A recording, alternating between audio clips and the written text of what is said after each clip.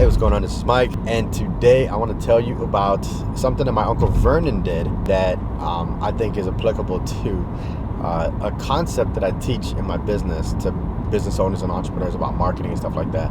For one, I'd like for you to stay for the entire video. It's not going to be long, but I think the lesson is important. And two, if this is on YouTube or Facebook, subscribe or follow. Apparently, I got to tell you guys that now. If you want to learn more about sales, marketing, and business development, subscribe and follow me. I'm always posting stuff to help business owners out. Okay, so let me jump right into the story. So I grew up in South Florida, and those are the big detail. Well, another big detail about the story is down in South Florida, there are a lot of ducks.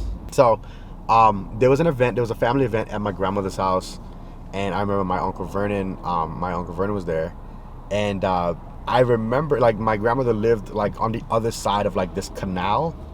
And so there were a lot of ducks there, and the ducks would kind of just walk around the neighborhood. And I remember Uncle Vernon went into the house and came out of the house with a piece of bread. And so I was, I think I was a kind of naive kid. I don't know. I didn't really know what he was doing.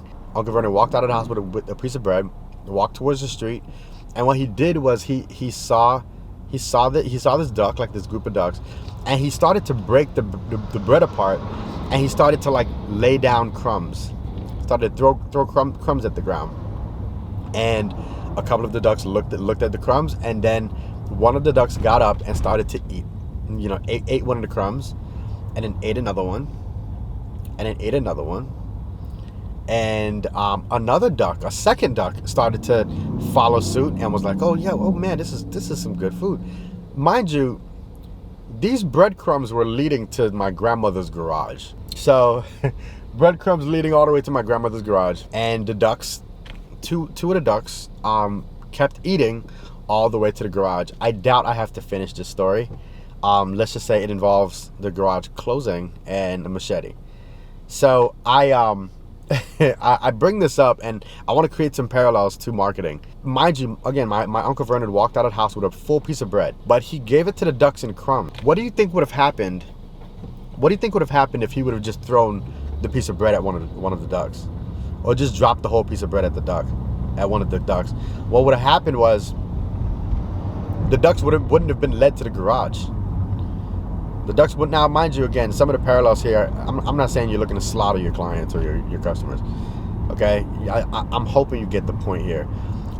You got to lead them to it, and when you lead them, the way that you lead them to it, you lead them through providing them bits of information, through email campaigns, sequences, little courses, e-products. Like you create these pipelines to lead people to what you believe is going to benefit them the most. Again, that slaughtering part of the parallel is not what you're looking to do with your customers. Okay. I was, and this story is coming out of an amazing meeting that I just had with some of the participants in my Emails That Engage program. One of the participants said, Mike, you could lead a horse to water, but you can't make him drink. And my response was, that's why you got to get really good at making them thirsty. In marketing and in business, you got to get really good at making people thirsty. So a lot of times you have to attack this from a deeper level than just selling a product or selling. You got to really understand how people think, and you got to really start to understand like what is going to lead them to your garage. And the other side to it too, and this part of the discussion, is the duck ultimately, technically, did not want the bread. The duck wanted to be full. Okay, I'm going to say that again. The duck didn't essentially want the bread. The duck wanted to be full.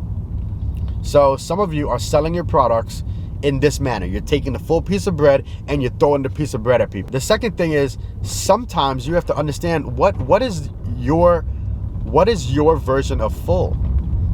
What is your version of full? Sometimes, like depending on what you're selling, the desirable that people have isn't necessarily just the consumption of your product. The desirable is deeper than that, and you got to understand that so that you can leverage your product to help them get their desirable. That is what's going to get you more sales online. All right. So if you would like to have a discussion, I have these sessions called Reach and Revenue sessions. If you would like to have a discussion about what you should be doing to effectively create like a sales pipeline, let me know. Hit me up. There should be a link somewhere on this video, maybe in the description. I'm going to be using this across multiple platforms, so I have no clue where you're watching this. But do something in order to create a pipeline for yourself so that you can begin to amplify and increase what you're doing online. So ultimately, your reach and your revenue will begin to grow. Take care.